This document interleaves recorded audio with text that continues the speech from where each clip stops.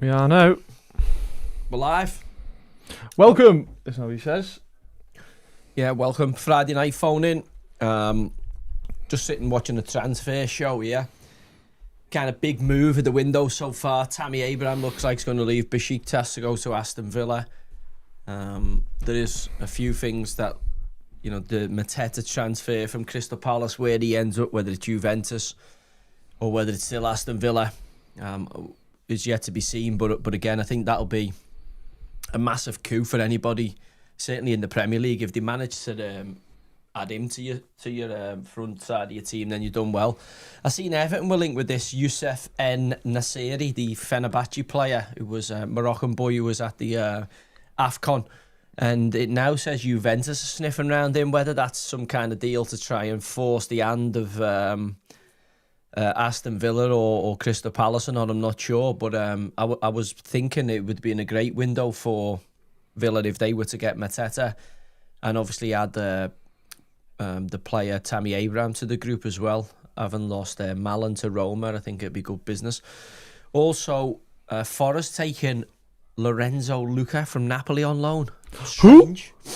Again, strange on for Daichi. It doesn't seem like a Daichi signing, does it? It seems a bit more like a Maranaka signing or a Nedu signing than a Daichi one.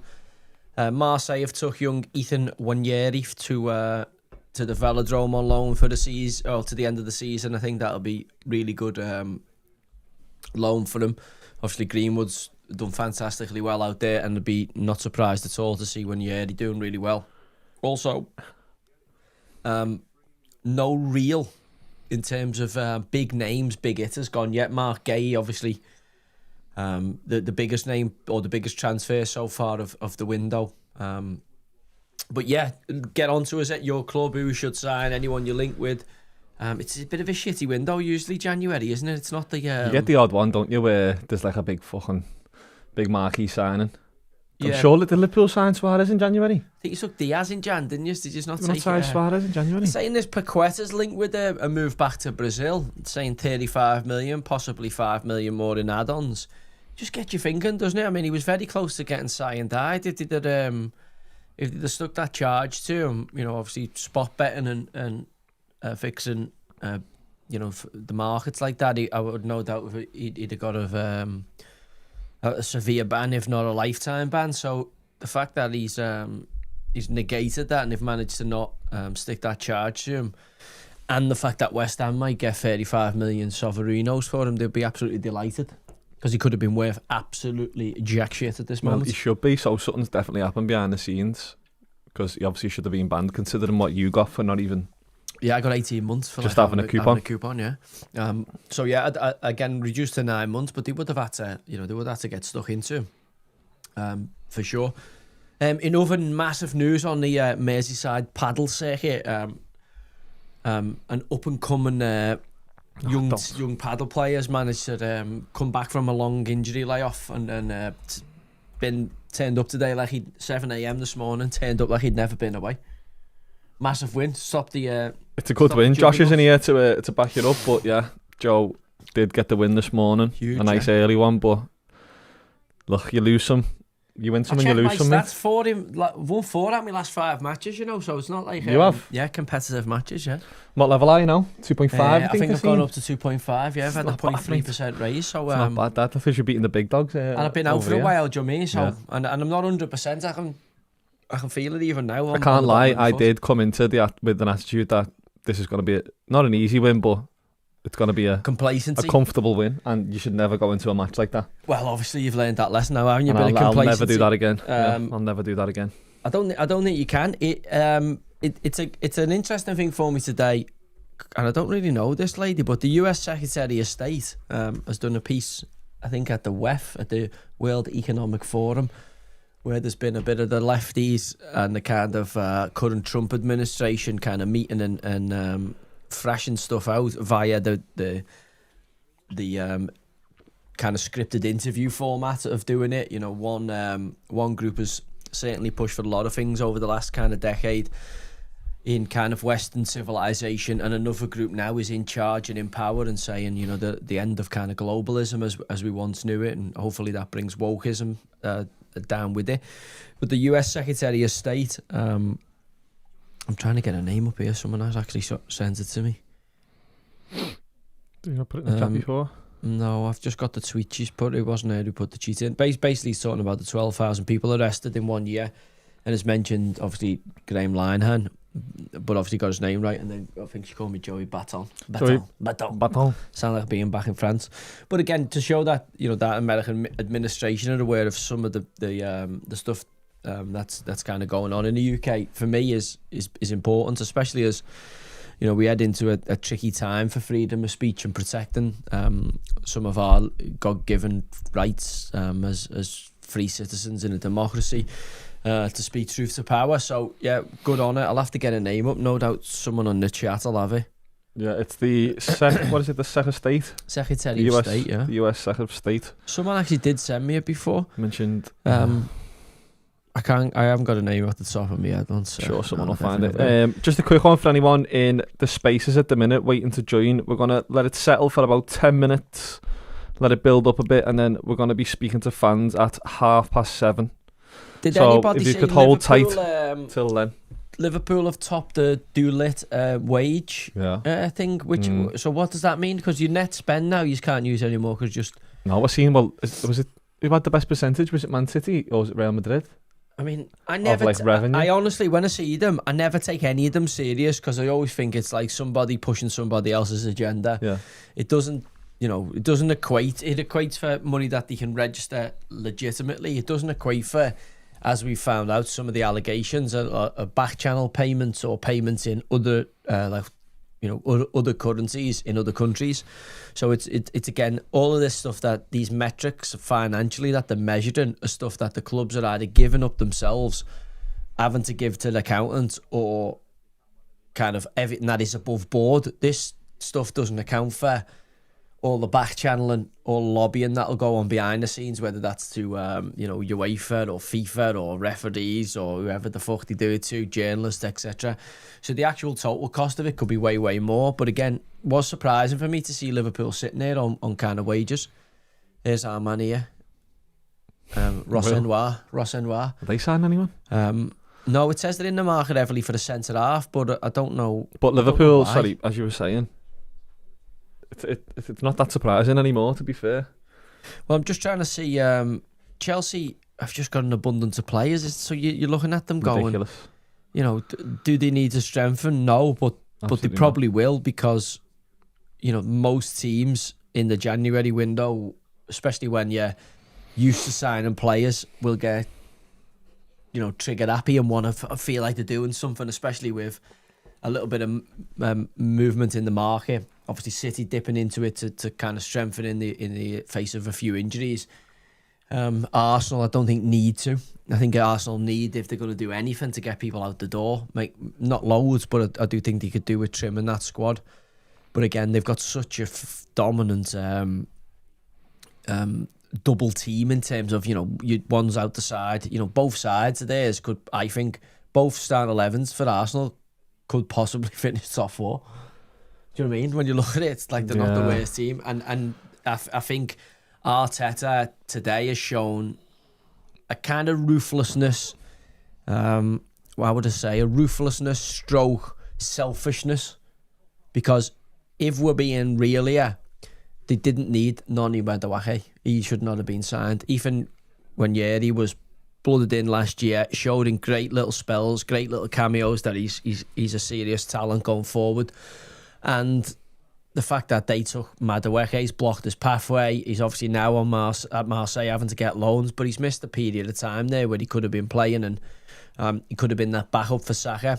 Arteta and the cronky ownership of Arsenal showed just how important winning the league is and how ruthless they are, because when Yeri's development has come secondary to Arsenal win the league, some will argue that's the way it should be. It should. But also, if you want to develop young talent and get them in the side and build these next generation of superstars, then unfortunately you've got to give them the red. And I do think it's sad that he has to go out to Marseille to get the minutes. That are you telling me when Saka needs a blow with 20 to go, or Saka can't start in the League Cup or in a European game, that they might be able to ease up a little bit in that one year he can't take that role, and that they definitely need Noni Madueke. Like it's just greed. It's a bloatedness to these squads where, as we're seeing with Andy Robertson linked with leaving Liverpool today, I think genuinely top players, proper players, aren't happy, sitting on the bench. They're not happy playing second fiddle. And, Madueke and Saka, unfortunately only one of them can be happy every week. Now, it's all good and well when things are going well and you're winning and you're competing on multiple fronts. I get that's why he's built the squad. But also, if they have a downturn in results or, the things don't quite go to plan, those type of players in your squad can cause you problems because, they want to play. Again, if Arsenal don't win the league this year, I don't think they ever will. They've never had a better opportunity, certainly with the state of play at the table as it stands today. But also, as I say, if they're not going to win it and it's going to be somebody else to get their hands on the Premier League title at the end of this season, then I do think it'll be due to self-sabotaging rather than the excellence of someone catching them. Absolutely preying on their downfall. Yeah, Liverpool are out of it. Yeah, I'm not going to lie, Liverpool are out of it. I'd rather City win the league than Arsenal, but as you were saying with the squad, Eze can't even get a fucking sniff.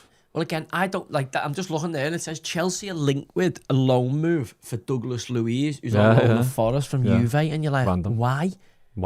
I don't think he's that good of a player anyway. We've got Caicedo, we've got Lavia, we've got Enzo Fernandez. Yeah, and also the other player who's in there, who's playing in there. Reece James. Reece James has stepped in there. No, who's the other lad they've took in there? Andre Santos, the young lad. Andre Santos, the Brazilian kid who's just been. So it's like, are you just taking players for players' sake? Like it's almost like they don't know what they're doing. And the jury's still out for me on this Chelsea group. The people who've taken over, Todd Bowley's crew, Iqbal, etc. And the reason I say that to you, like, if we look at Arsenal at the minute, so if we look at Arsenal's structure, Arsenal sitting top of the pile, and again they've thrown £1 billion at it and change. You've got one owner or a family that own it in Kroenke and Josh Kroenke running it day to day or whatever. One sporting director in Andrea Berta. You've got one technical director in James Ellis and one manager in Arteta.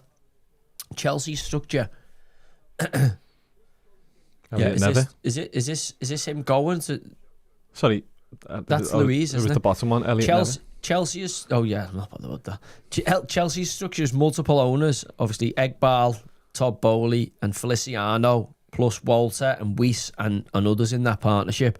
You've got 3 sporting directors with Paul Winstanley, Lawrence Stewart, and David Fallows. You've got one technical director in Glenn van der Kren, 2 directors of football and recruitment with Joe Shields and Sam Jewell, and 1 head coach in Liam Rossenoir. So again, when I think about Chelsea and I hear Simon Jordan stuff the other week, and I think, you know what, he's met them, he must know. And then I just think it's just a mess. The playing staff is a mess in terms of there's just too many, and they're young and they're entitled and they're spoiled. Yeah. All right, they're also off the field, they're a mess. And I think, as I said to you last time, with the old school Chelsea crew, Dennis Wise, Joe DeMorris, John Terry, Lampard, all that old guard, the Chelsea with recent success Chelsea. So it's actually the only Chelsea, you've got Ruud Gullit, Dennis Wise's group, Di Matteo, Zola, Poyet, but the recent Roman Abramovich group, which is John Terry led, Ashley Cole, etc. And I think they're gonna be wanting to get into Chelsea and become Chelsea manager and being involved in Chelsea because they've given the careers to it. So I think Chelsea are a long way from the success that I think at this moment in time and the spend they have, and that club will no doubt demand. And I think they need a really experienced manager in there. And I just think this fella, and the more and more I see it go on, when I see Gary Lineker talking about it, Black Gary, Mika Richards and all that talking about it, and they're saying the stuff about Brent, and there's other people who are kind of, more woke kind of podcasts and more woke social media who don't really trade in that kind of meme stuff, who are buzzing off him. Then I do just think, oh, fucking hell, you're like, must be. Yeah. Well, it's like anything. So I used to say this about like a Titus Bramble type player. like, people go, fucking hell, he always makes a mistake and all that. And you go, no, because the problem with Titus was he could be really good for like 5 games, but then he just do something mad. And it would end up in like match of the day, and it ends up in your goal. Yeah. So what happens then is you're always a shit player. Like, because you face people's perception of you is fucking hell, he's got a rick in him, or he makes a mistake, or he's a shit player, or he's a fucking nerve bomb scare or whatever. Then even if you're having a good game, people are like, yeah, and he's having a good spell, he's having a good game, but they're waiting for the fucking mistake to come. Yeah. Like Harry Maguire's kind of in that category. Like they're going, oh, it's going well here, but like he's gonna fucking implode, start crying on the telly shortly. Something's gonna go wrong with him, or he's just gonna butt someone or fucking kick someone in the head. So what happens is, now the other side of that, and I've seen this with players in and out of form, you've got someone who perceived as a good player, and he's having a tough spell, he's not scoring goals, and they're like, listen, settle down, he'll come good, he's a good player, he's coming good. Where, like, for instance, a Darwin Núñez, who people think is shit, no matter that, even if he does an unbelievable finish, they go, he's shit, he's just having a little weird spell. It's like Barry with us up the top, because he's been so poor for us this season, we're kind of fucking, you can't, even though he's on, if you're just watching the last 6 games, you go, well, he's not bad, him. But actually, because we've seen him all season, you're like, fucking hell, this is just a little little spell for him, and he's caught fire, rather than we think he's a good player.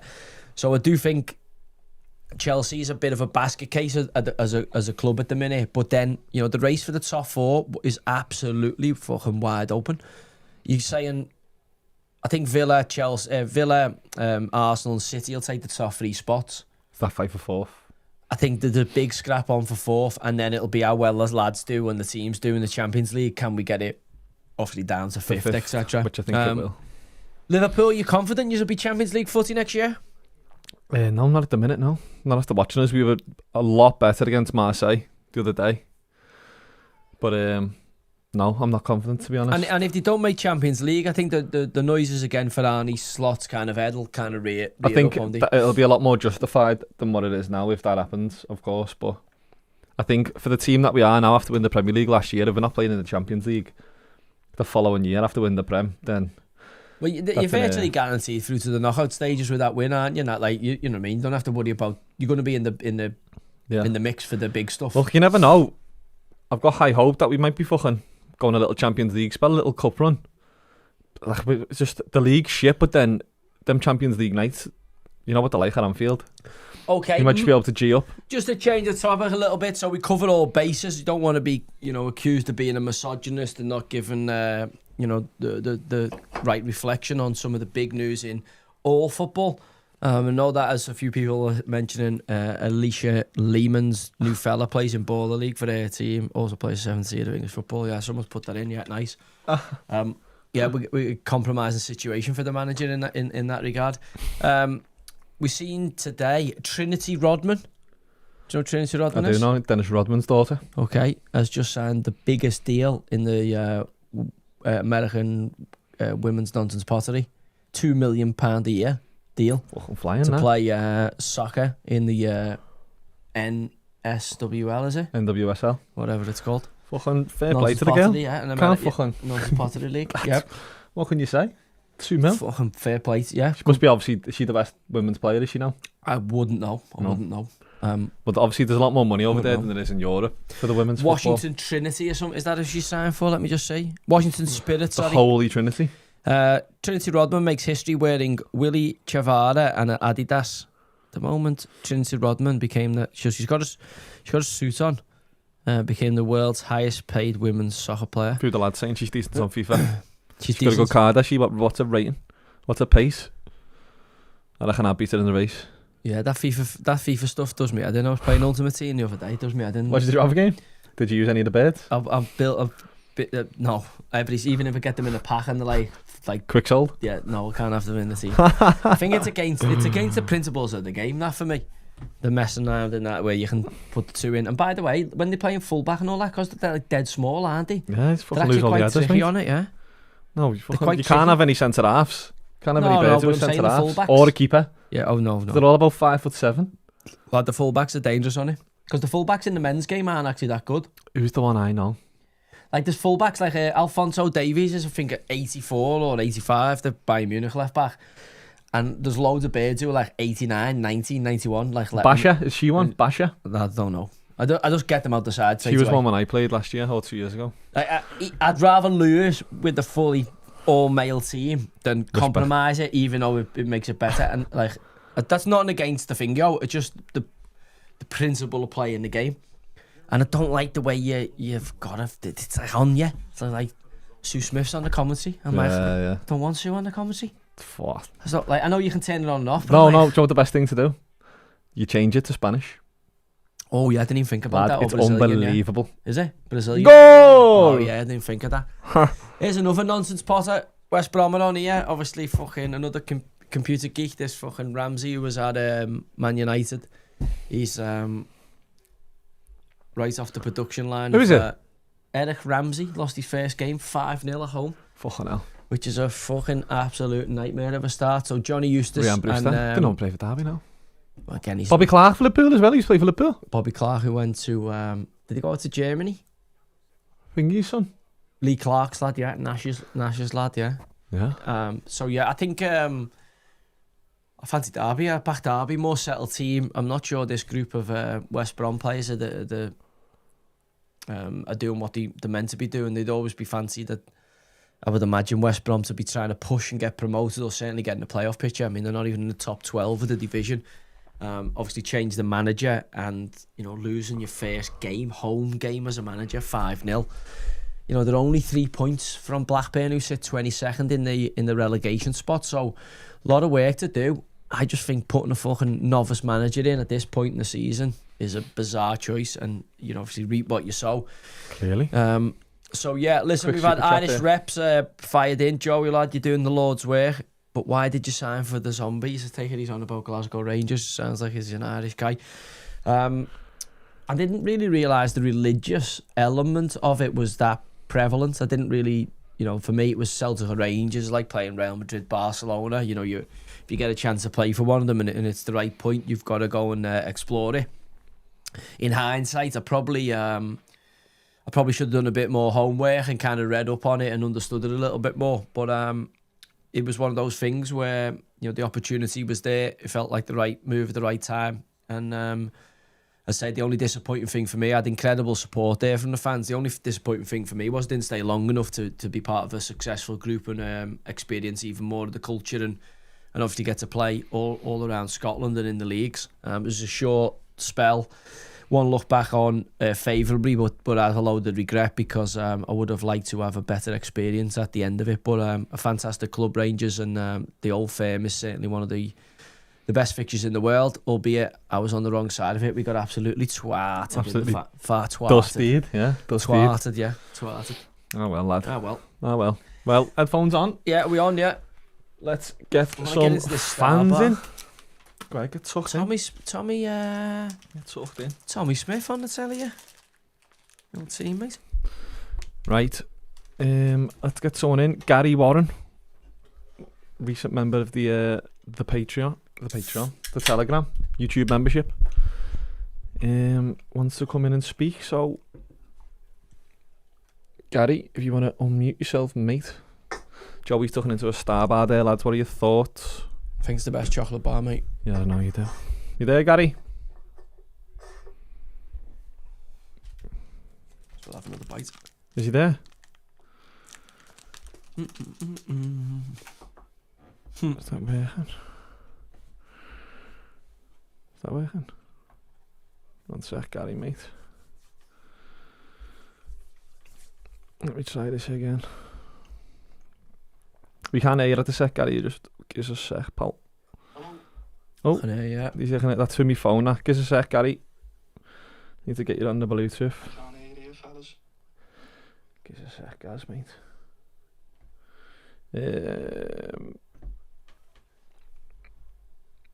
You there, Gary? There he is.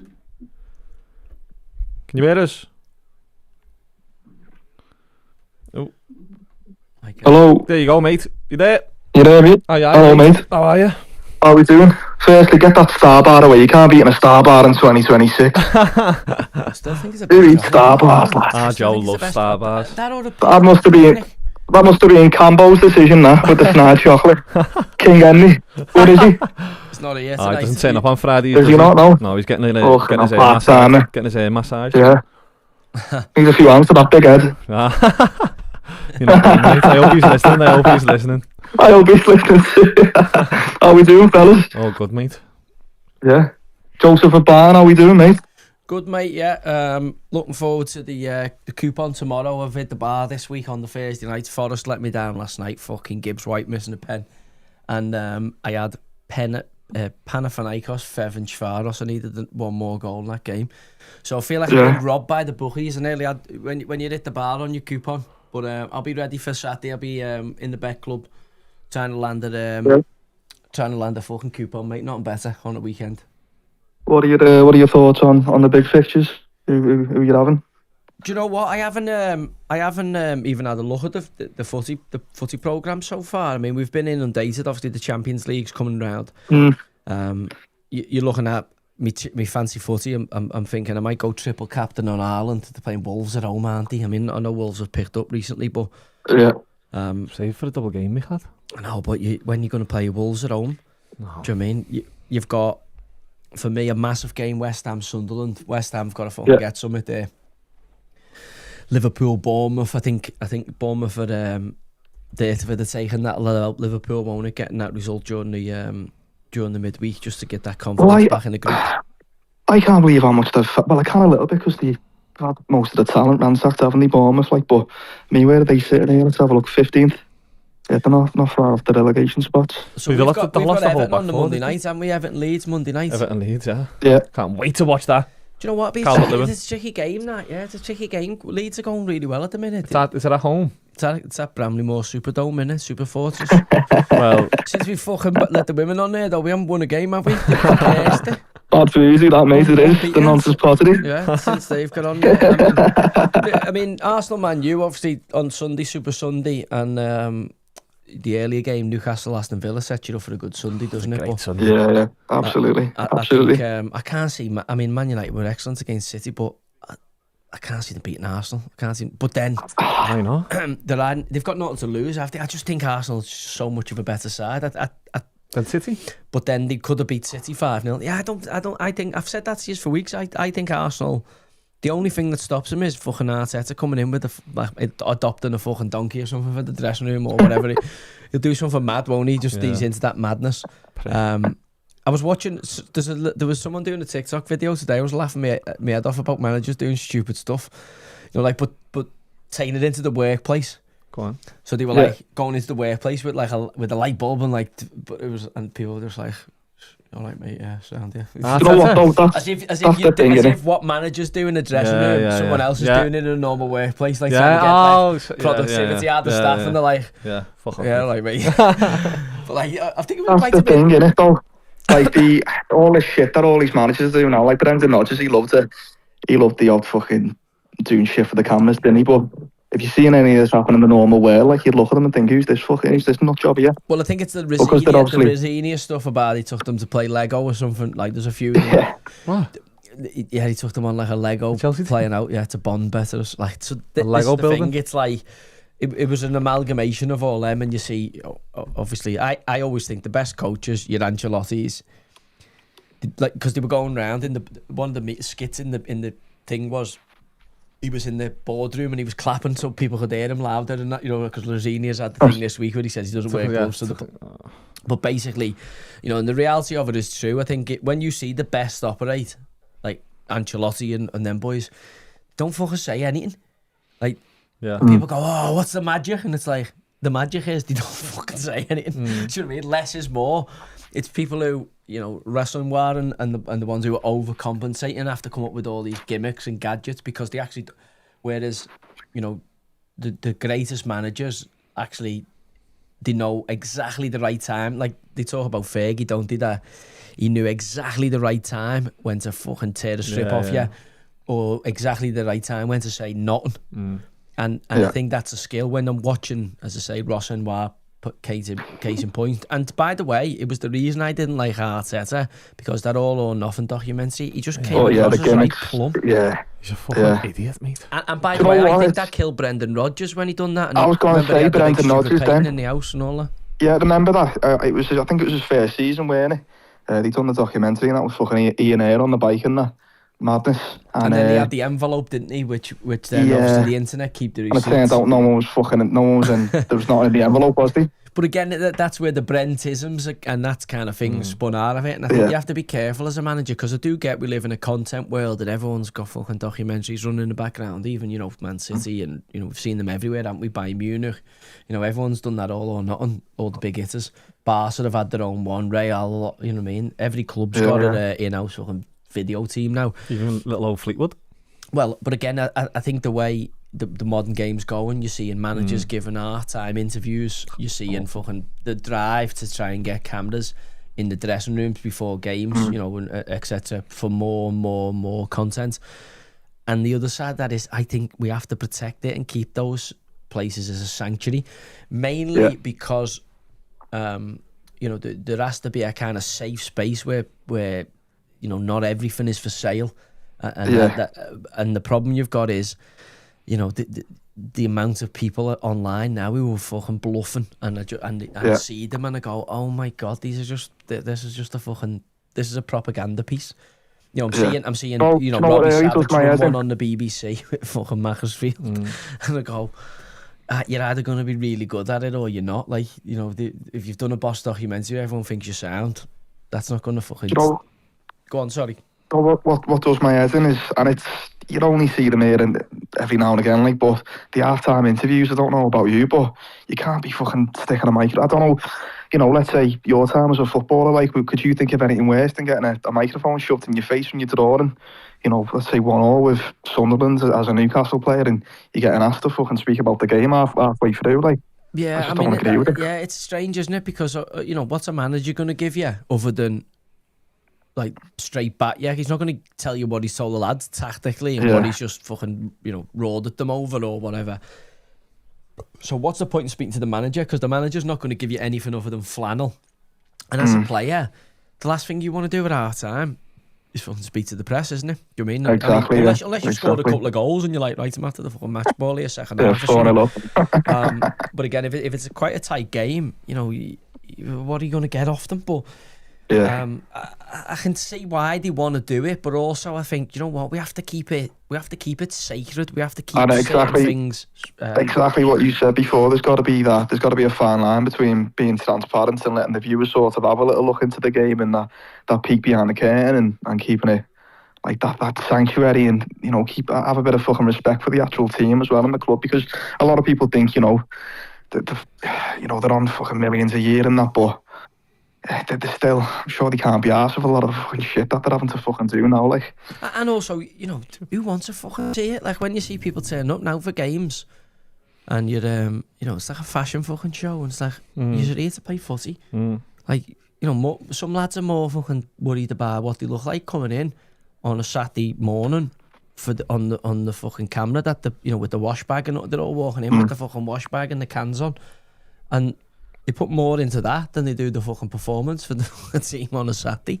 We're living in an era now where it's about how you look and how you present rather than what you actually do. Very American, isn't it? It's very American, like a leaf out of the NBA. Well, you see the kids and players are playing footy now for clips. So you'll have lads who, because they know the way Y Scout works, they'll do stuff in a game, and it actually, if you actually watch the game, you'd be like, what the fuck's he up to? Or why does he just keep fucking shooting from 30 yards or whatever? And it's actually so that when someone uses their name and logs into Y Scout, looks at them, that they actually look like a better player and they've got more actions. It's fucking insane. Rather than just saying, I'm just going to play boss and help my team win, and I'll eventually get a move, because the fucking stats will marry up that we're a good team, we keep winning, and someone will be interested. But it's almost like they're taking a team sport and trying to make it about selfish, make it about this superstar player. When I think the beauty of football should be, it is a team effort, and I know you get superstars, but it's a team sport. And that's at all levels, isn't it? There's certain things within that team thing that no one should be able to see. that's the beauty of being an elite level player and getting into those dressing rooms, and certain stuff that's in there that should remain in there. The problem you've got now is we live in an age of fucking social media where everyone's got a podcast and everyone's got a story to tell. No, 100%. What are your thoughts on the Reds at the minute, Gary? Oh mate, it's a tough one, innit? I remember Joe said something last week, something along the lines of we're fucking being shite and that, and it's been a bit of a downfall in terms of like the style of play and the results and that. But I think what froze the. I mean, we're fourth at the end of the day, aren't we? I think, are we fourth or fifth now? So it's not the worst title on paper. It doesn't look like the worst title defence in the world, does it? I remember Chelsea won the league, I think it was like 2015 or 16, and then ended up finishing like fucking 11th the following season. So you still got to put it into context that we're fourth, but it's just the way we're playing for me. We just, it's just so lacklustre and it's boring as well. It's so boring. Do you know what? There's no Liverpool fan I've heard who's been happy with it. There's no one going, do you know what, it's not that bad. And people are going, no, it's fucking really bad. And actually the fact that we've won the league is kind of masking over how bad performance have been for a long period here. If you take out, I know you can't do it. March. Well, again, once they won the league, they dipped, didn't they? So it's a bigger slump than what it seems to be. Yeah, even though, and again, I'm not saying we'd snap your hands off for your slump, Evertonians. We'd be delighted to fucking slump to 4th or 5th. But also, I think in terms of title defence, again, the Klopp era, you've never put up a title defence, did you really? And this time you've fucking rolled over and had your belly. No, but the thing is, Joe, that his title defence, I look how many players we had injured there. We had fucking Ozan Kabak and Nat Phillips at centre half, and we still managed to get fourth. Yeah, we spent 500 mil, albeit we've had a few injuries, but we still got a team that you'd think is strong enough.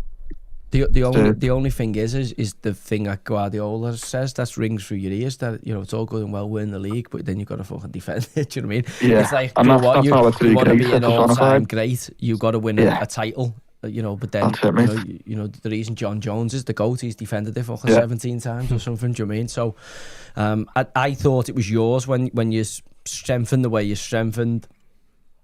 Pretty much took all your targets off the board, probably barring Mark Gay. And I thought you were going to get him over the line late in the window. I thought, fucking, I might as well give the Reds the title here because they already had a good side and they just added to it. But again, I think you've pissed off the footballing gods by wrangling Isak and what's gone on there, and it just hasn't gone to plan. And I think that's a good thing because, I think we all, Liverpool fans, probably are partial to if Chelsea would have bought a load of players, fucking, you don't really want to see the team buy a league. And I'm not saying they thought you were buying it, but it was certainly left a bitter taste in my mouth for Isak going to Liverpool. I don't think he's needed them.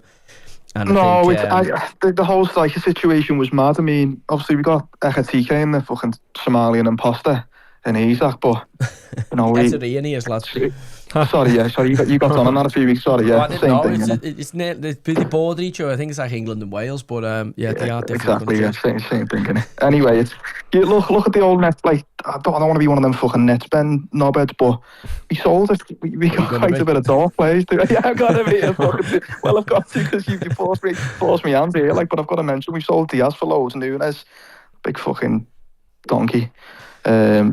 But yeah, we've got quite a bit of dough. You always do well in trading, don't you? Because even the lad you took from Preston, Celtic, who was he? Ben Davis. He's fucking bought him for $1 million, sold him for $5 million. Sold him. Do you know what I mean? You always trade quite well in players in terms of, I think, Jordan Ibe, you got 20 million for. We've just been saying there. He's playing for Derby. Who was that left back that we signed for Bournemouth, the Aussie lad? What was Brad Smith. He was in my school, he went to school in Salisbury. Yeah, Brad Smith, fair few years older than me. Didn't we get something daft for him? You've always done well. Like 20 mil. 20 mil. You've always done well. And again, that's the thing of, you come and play for Liverpool. Man United, when Fergie had it, they were doing that all the time. They'd always sell 4 or 5 players, some to Sunderland, Steve Bruce or whoever worked for Fergie or whatever, but you'd always had a couple of people leaving the Man United kind of group and them getting a couple of mil for. So when I look at Liverpool now, the thing that worries me about it is I don't see a load of like young kids or anything on the periphery coming through. You know, you've got that's the worrying thing, isn't it? Rio there, behind that, whereas when that Klopp side was cycling out, you said before Nat Phillips, you had the lad, he's got a kind of Balkan sounding second name. You had a few lads in and around it. Obviously, Quanta was there, but who's the lad? Bakic or something like that? What was his name? Well, he's still there. Yeah. But I'm saying they were getting minutes, and you remember when Liverpool couldn't field a full-strength first team, you had all them kids go in and beat Villa in the cup, was it? So Liverpool, it seemed at the time, you know, Bobby Clark playing tonight, it seemed at the time that Liverpool not only were building a team, but they had a really good youth team and a good kind of group coming behind that. Now I don't see that connection. So again, I think if Liverpool are true to, we're learning a lot about Man United's DNA. Where's your next Steven Gerrard? Where's your next Jamie Carragher that are coming out the fabled Liverpool Academy and obviously I think that's across the etc. Yeah, I think that's across the board though. You've got to look at all the academies, and you know, I just think it's a thing of important. Not just that as well, but it's a big thing of, you know, not giving the youth a chance as well. Because how many kids now do you reckon the growth is being stunted because, you know, they're not given the opportunity. Like there's a young lad who we had, I can't remember his name. He's playing out in France now. Centre defensive midfielder player. That's it, mate. Yeah, Tyler Morton. And he's flying, isn't he? Yeah, exactly. Yeah, so you just got to wonder, like, if he got given 6 months or he even went to like a championship team on loan. He went to Blackburn. He was at Blackburn, Tyler Morton. So he's had a little spell. You're right there.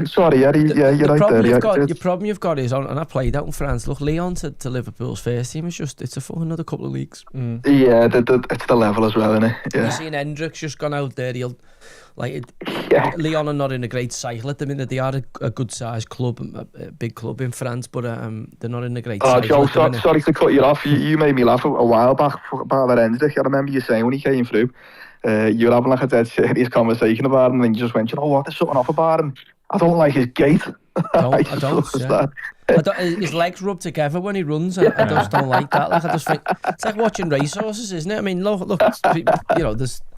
When you watch some players, there is other players who don't move correctly, but, you know, fucking get the business done. But it's just like when you watch a racehorse run across a field, people just pick up likes and dislikes to it, and when they're seeing him move, and I just thought, now he might go well on to prove me wrong, this kid, but he certainly hasn't made a great fist of adapting to European football so far. Well, it's the old realm into the PR thing, isn't it, as well? It's once you go there, you're automatically fucking, not destined, like, but people think your trajectory's going to be the fucking stars, like, and it's not always the case. The problem is if you fill them young players' bellies full of money too early. Oh yeah. And that's another thing. Why kids aren't progressing now? They're getting too fucking early. Well, again, Liverpool's academy kind of negate that, don't they? Don't Liverpool's academy keep all the structures, all the pay structures exactly the same and stuff like that?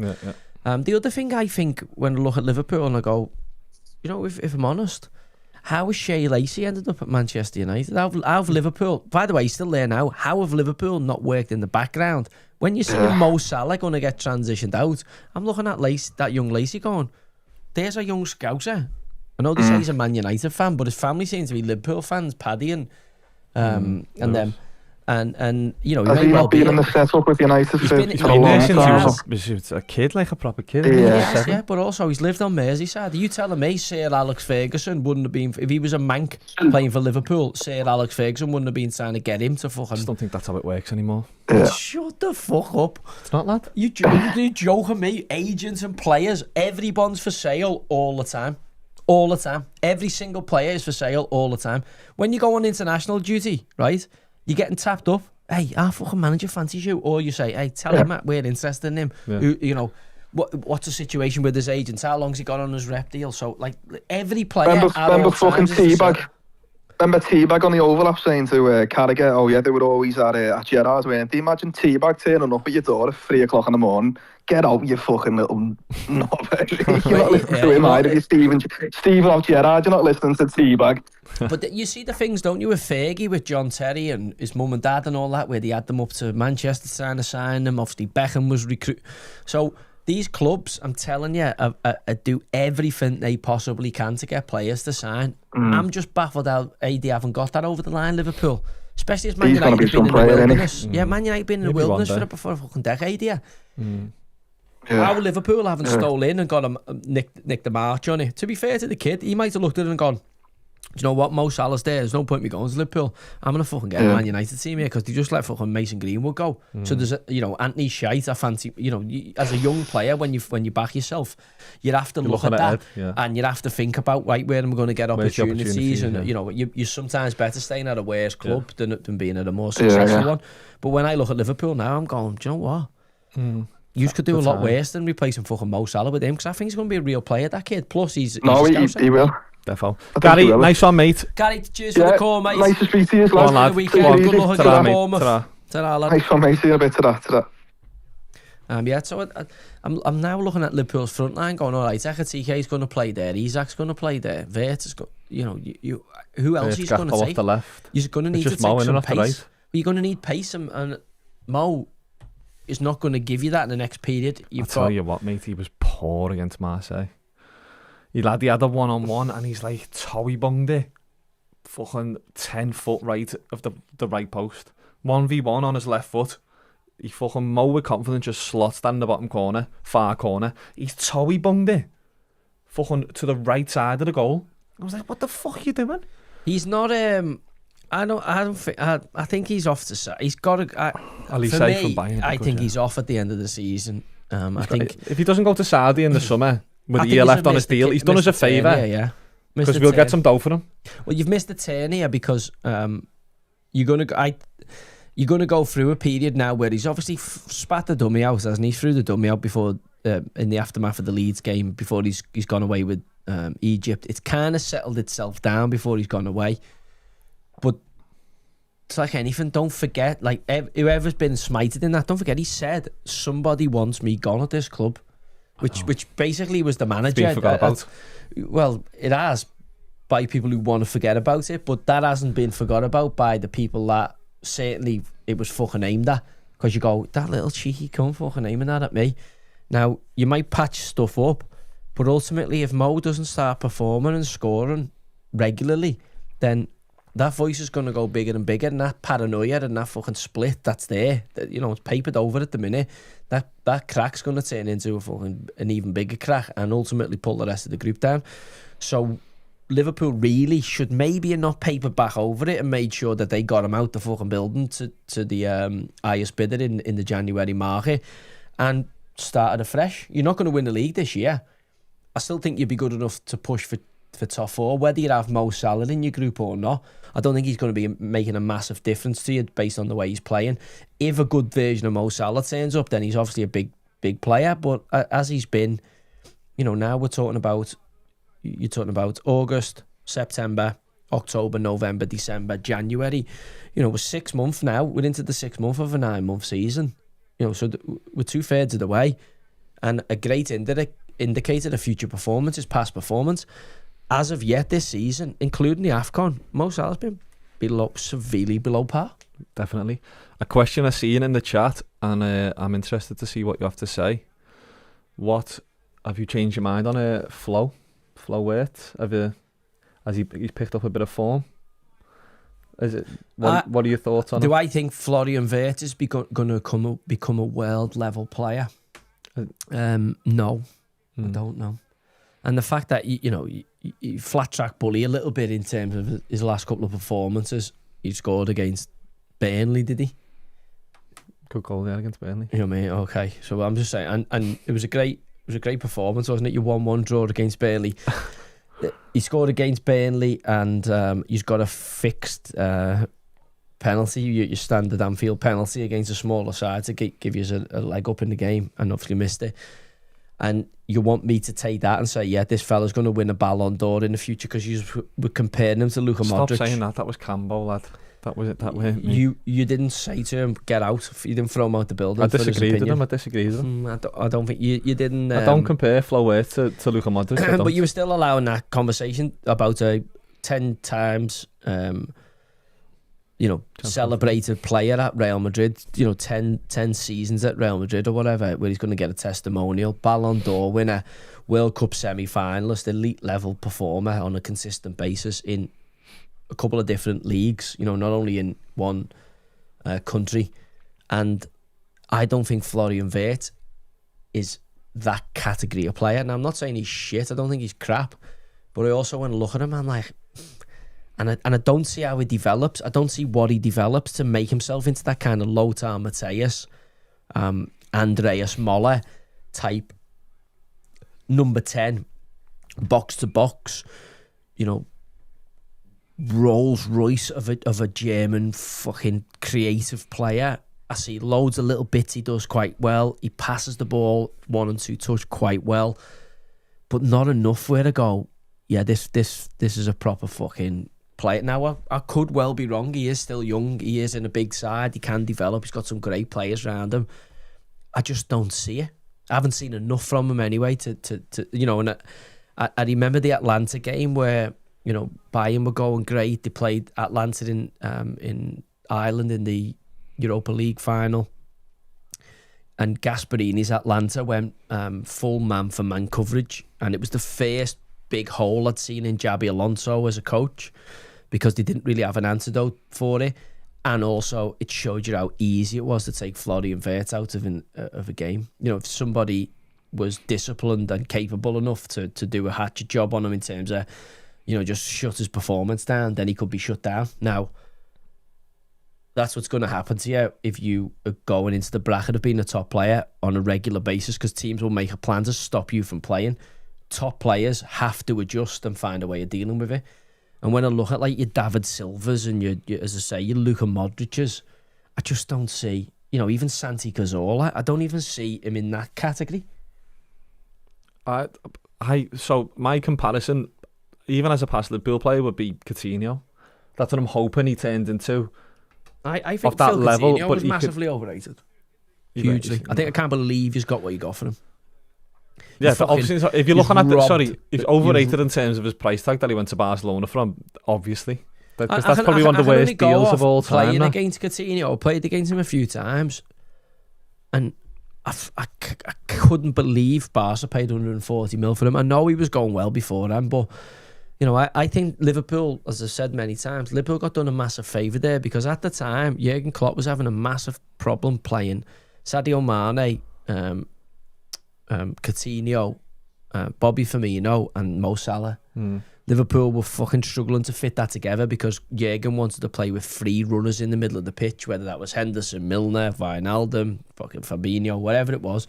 He wanted 3 kind of midfield engines and then a front 3. And the Barcelona ridiculous price that forced Liverpool's hand, because you couldn't turn that money down, solved the problem for him. And I remember playing, I think it was for Burnley against Liverpool, and Mane was on, I'm sure Mane was on the duty. You're going to get HMRC there, are you?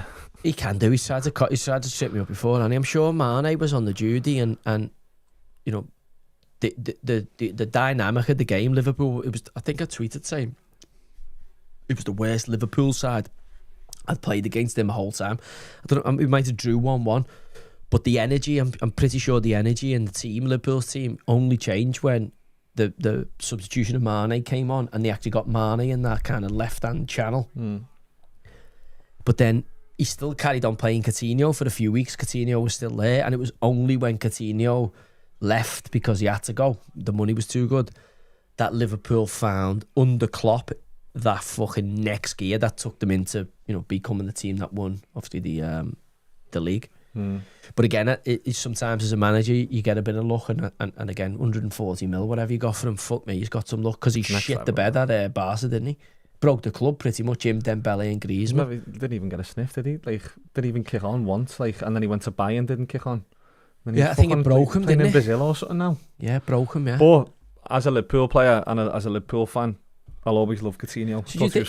I loved him. Well, again, do you think we're coming at a completely different way? Because I remember Coutinho, was he signed by Rafa Benitez?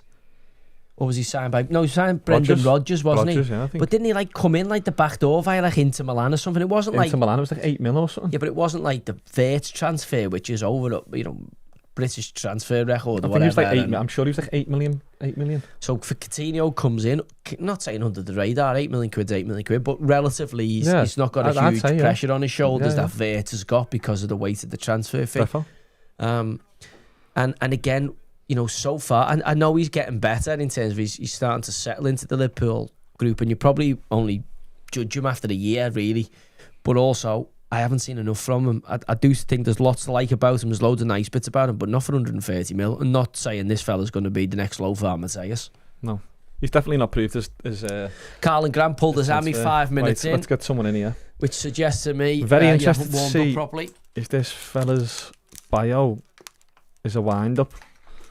He's got in his bio, Arsenal Women's FC, they, them, refugees welcome. Black trans queer lives matter. But I don't know if he's on the wind-up. Hopefully not. Let's find out. 26, reborn. What have you got to say? You're on mute, pal. How are we, gents? Can you hear me? How are we, mate? You okay? How are you? You okay? Yeah, all good, thanks, gents. Keep up the good work, by the way. You got the support from everyone down south. So I'm taking that your bio is a piss take.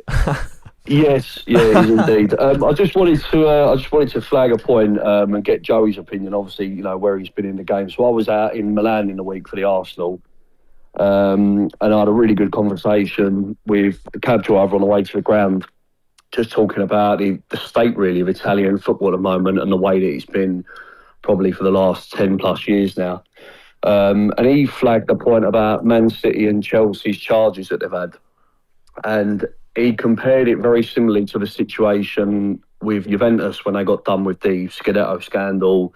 I know it was slightly different. It weren't financial. It was more to do with referees. But he basically said that killed Italian football and it's never really recovered. And he was making the point, he was very clued up for like an Italian guy who don't see the influence of Sky Sports and Neville and Carragher every day. And he was saying that the Premier League, it's such a brand at the moment that if they were to find City and Chelsea guilty, that's 13 Premier League titles that, you know, effectively go under the radar from 33, 34 seasons of the Premiership. Tainted, yeah. I wanted to put the point to you and say, you know, especially to Joey as well, you know, where you've been in and around the football circle, is it actively getting spoken about? And do you think that there's some sort of truth in what this cabbie was saying to me, that if they were to find Chelsea and City guilty, and look, there's obviously some clear things that have gone on there that aren't right, that English football could find themselves in a similar position 10, 15 years down the line, where we've got a lot of American venture capitalists that own, I think it's 13 or 14 of the clubs, that would not put up for cheating, pull their money immediately from the league, and all of a sudden the Premiership could find itself in a similar position to where Syria has been in the last 10 years. Just wanted to get your lads' take on that. Good question. Yeah, good question. I've spoken a lot before about this kind of Dutch tulip market. You know, we're talking about Florian Wirtz there. Is any player really worth 130 million, 150 million? Probably 200 and odd million by the time you're doing all the agents' fees and the contracts and bonuses, etc., etc. So, you know, you're only ever one bad tackle away from, you know, the end of your career. And I know they're insured for it and stuff like that. But when we get players being worth so much, obviously, you know, the fees are extortionate and the deals are extortionate, and that stretches the game. The other side of that is obviously the integrity of the competition, and I think that's why certainly when I got my ban for gambling, I got such a tough, strong ban, and I was told it was due to, you know, the betting markets, and they wanted to keep, you know, the far Asian betting market goes heavy on the English football and the Premier League especially. Huge numbers in terms of amounts bet, and they want to protect that because obviously the big gambling shirt sponsors and all the money that's rolling in the game. So to do that, they have to come down really tough on the gambling aspect of it. Now, it seems to me that the charges that some of the bigger clubs, you know, the title-winning clubs are facing are obviously going to be entwined with the integrity of the competition.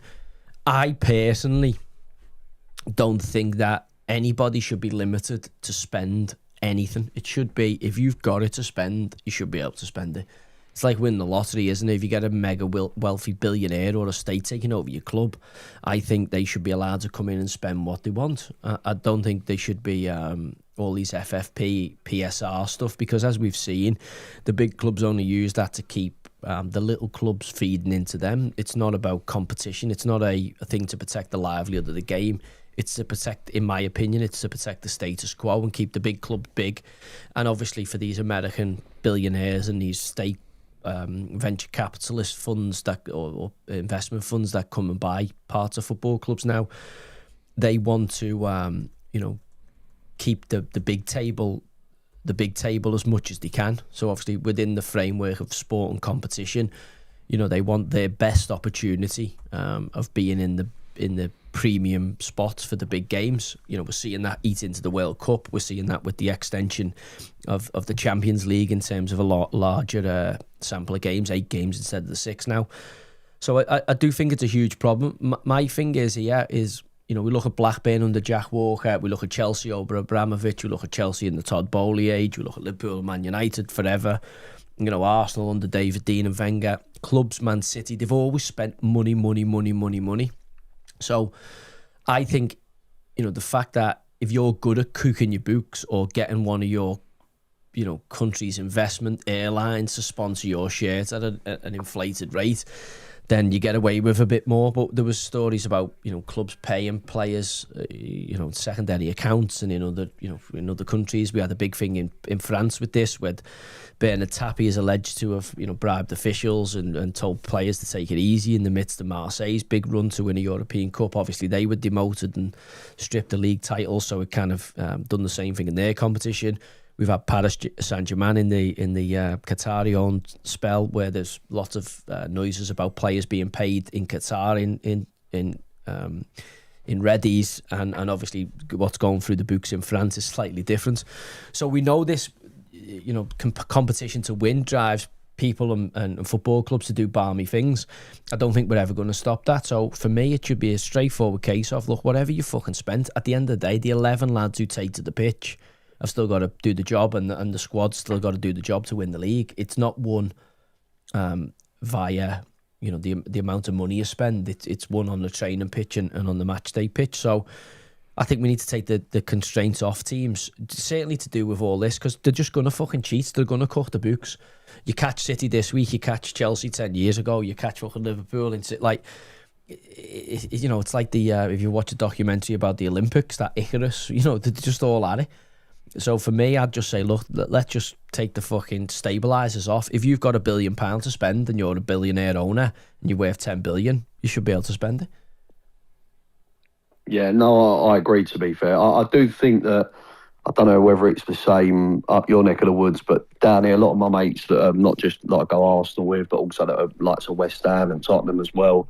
I do feel like where there's so many complications now, and be it without going off on a tangent, you've got, the FFP or whatever it's called, the PSR stuff now, added to that with VAR and whatnot. I do think that a lot of what you'd call your more old school traditional football fans are just getting bored of it down here. I mean, look, we're in a great spot. We're in all 4 competitions, top of the league, going well. And yet, me and my mates have been going when we were slogging out, when we was getting beat 8-2 Old Trafford and 5-1 up at Anfield and whatnot, going back 10, 15 years ago. And yeah, it almost seemed more enjoyable back then than it does now, even though we're in a much better position. I mean, I know a few of you lads are Liverpool, and I don't know whether you had a similar game-going experience like last year, where, look, you're buzzing that you're top of the league and you're in a good spot, but you almost feel like there's so much external stuff that's going on in the game at the minute that it's just making it a bit boring. I think football it's not dying, but it's certainly got a lot more boring in these last 2 years. I struggle to watch a Premier League game this season. Yeah, I mean, don't forget that they're trying to capitalise every angle of money they can get off you as well. So it's like, but that isn't that society. You subscribe to this fucking thing, and you want to watch this programme, subscribe here, and you don't own music anymore. You don't buy a CD, do you? You have like a Spotify, or like the way we're interacting with the product is changing. Your society, most people now are at the game and they bought a ticket and they're like tourists, and they're capturing stuff and video and stuff. They're actually not watching the game. They're creating content for the rest of the week based on the fact that they've been in the game, whether that's sampling the food outside or fucking arsing around in the stadium. Like, we've got an era now where people aren't there just to watch the football and have a pint and have a sing-song and fucking support the team. It's like a day out, and it's almost like a cultural, certainly at the big clubs, we're getting a lot of these tourist fans for this reason. So the natural progression then is you get people, because football's, certainly, full of, energy and emotion. You get a lot of people who are fucking drawn into it, who have got they're not really into football. They're just there because it's kind of cool, and you know, they're like, oh, and that's what you see in stadiums. There's people in stadiums, and I'm like, I don't think you've got the first fucking clue about, but you're like, oh, I really like football kits, or I really like men in shorts, or I really like, you know, they're just fucking, they're not actually there to watch the footy. They're there to get a selfie after the game where the pitch is in the background so that they can use it on their Instagram. And it's more about, they've taken a weekend to Manchester and they've made a fucking TikTok video on the Monday. Like, it's like an influencers kind of thing. Now, I know if I was a footy fan and I see that going on around me, that would drive me insane. And also, if I couldn't get tickets, or the ticket prices and everything was going up and up and up, because, you know, these people are prepared to pay more than you to get there. And it must, you know, we don't really have that this season. We've had that little bit as Evertonians because we've gone in a new stadium. There's been a real drive to get in the stadium. But again, you know, Liverpool, Arsenal, Man United, Chelsea, you know, Tottenham's, like, you face this all the time where there's this, you know, massive influx of people who are glory hunting and wanting to be involved in your club, and I've got fucking absolutely nothing to do with your club, you know. And actually, it's like the Arsenal fan TV. I wanted to ask you about that. Like, what's your thoughts on that? You know, you see them guys making themselves absolute celebrities and all that from pretty much slacking off the club for fucking a decade. Yeah, I mean, it's a really good point. I mean, I've actually, you responded to a question I asked you on Money Your Lives a few weeks ago about what the difference was as a player playing at Highbury compared to the Emirates, and it sort of leads into what I was going to say about just modern Arsenal. I think that we've changed massively as a club since moving grounds. And what you've got to remember, I know this is such a basic thing to say, but Highbury's 38,000 people, the Emirates is 60,000. All of a sudden, you've got an extra 22,000 people that weren't going before. I feel like what really didn't help Arsenal, and it's led to the rise of your Arsenal fan TVs and all the other, because we are I hate the term, the culture club, and it does my head in with it, and it does a lot of Arsenal fans' heads in with it. Yeah, he's like considered a bit of the woke club, Bellerin, and obviously the women's team's driven hard, that is, isn't it? Exactly. Look, we're not all, we are, there is a small 5% of us that ain't what you see online, lads, believe me. But I think that what really killed Arsenal massively, and the same thing with Spurs as well, is that both clubs moved grounds when the team was in a purple patch. Tottenham moved ground the year they got to the European Cup final. Arsenal moved to the Emirates the season the season after we got to the European Cup final, 2 years after going unbeaten. So all of a sudden, it was the trendy thing to do to go Arsenal. Same with West Ham. They had the good team they had with Payet, and they just missed out on the top four. It's like all these things move when it's on a bit of an up. Everton are a bit of an anomaly, because I know the last few years at Goodison weren't too great. But I feel like what's just genuinely happened is that football's become a lot more franchise. You've got all of a sudden 20,000 people before. There's people that, if they would have acted this way at the old ground, you'd have had the old boy there who had sat in his seat for 30 years, who would have gone, pack it and mate, like, cut that behaviour out now. All of a sudden now, that isn't the case. I don't know how Everton did it, but Arsenal made a massive mess up when they left Highbury. They literally had it as a free-for-all where anyone could sit where they wanted and pick their seats at the new ground. Yeah, so that's always the difficulty, isn't it? Keeping people connected for the atmosphere and the singing and stuff. I think Everton have had a bit of a drive to kind of keep groups together, because obviously they've seen other teams have teething problems moving stadium. But I always remember playing in, obviously, Highbury, pitched really close to the stadium, to the fans. Felt like they were right on top of you at times, certainly on the flanks. You know, the dressing room beforehand, you could open the window and you could hear people on the road. There's a few of those old grounds that were like that, where, you know, certainly Loftus Road was a little bit like that, where you can hear the fans in the build-up to it. You know, if the changing rooms get a bit hot, and Highbury with all the, you know, the listed interior and the marble and coming in, it was something special about it. But I do feel like when Arsenal went, the Emirates was kind of one of the first real custom-built stadiums in my era, in terms of, you know, you went from a brilliant stadium at Highbury into a brand new all-purpose, all singing, all dancing one. And I remember we sort of set ourselves out there to be the ones for other clubs to learn by the mistakes. I think the biggest thing that killed the Emirates, I've always said the Emirates would be the perfect neutral ground for an FA Cup semi-final, because it doesn't have a home end. All four sides are the exact same. Yeah. The last couple of years they've improved it, whereas Spurs, when they built their ground, they've purposely built that big home end that they've got. I think you guys have got a similar thing at Goodison. I mean, I didn't.